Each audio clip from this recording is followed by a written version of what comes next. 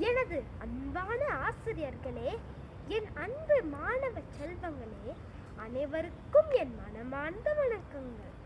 என்னை யார் என்று தெரிகிறதா?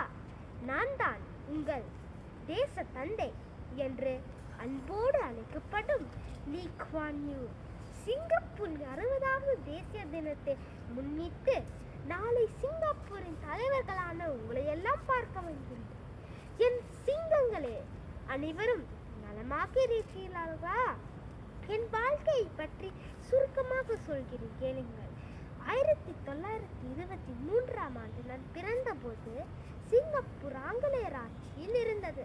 அதற்கு பிறகு ஜப்பானியர்கள் நம்மை ஆண்டார்கள். நான் அப்போதுதான் ஒரு உண்மையை புரிந்து கொண்டேன். நம் தீர்மானமாக நின்றால் எதையும் மாற்ற முடியும்.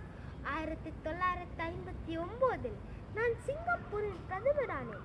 1965இல் தவிர்க்க முடியாத காரணத்தினால் நம்ம மலாயாவிலிருந்து பிரிக்கப்பட்டோம். அந்த நாள் எனக்கு மிகுந்த வேதனை தந்தது.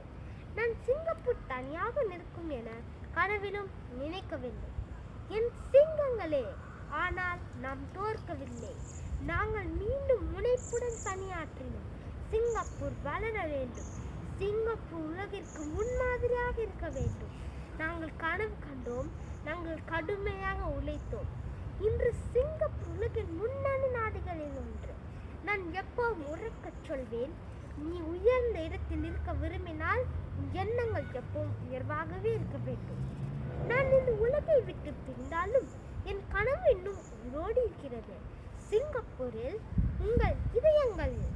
நாளை சிங்கப்பூரை உருவாக்கும் உங்கள் மனத்தில் இரும்புத்தன்மை இருக்க வேண்டும். அதை நான் உங்கள் அனைவரிடமும் இன்று பார்க்கிறேன். நீங்கள் தைரியமாக நம் நாட்டிற்கு உழையுங்கள்.